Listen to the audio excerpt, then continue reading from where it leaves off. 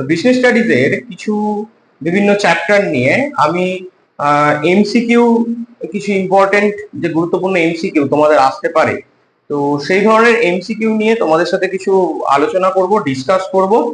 তো প্রত্যেকটা চ্যাপ্টারে আলাদা আলাদা ভিডিও করে করে দিয়ে দেবো যে এইগুলো ইম্পর্টেন্ট এমসিকিউ। তোমাদের এমসিকিউ দেখো এরকম সাজেস্টিভ হয় না, সাজেশন দেওয়াটা খুব কঠিন, তবুও আমার যেগুলো এগুলো মনে হচ্ছে যে ধরনের ধরনের আসতে পারে। তো এই এমসিকিউ গুলো একটুখানি দেখবে, আর আমি যে যে এমসিকিউ এর অ্যান্সার গুলো যখন দেব, তার ওই চ্যাপ্টার গুলোর কিছু এক্সপ্লেনেশন আমি দিতে দিতে যাব।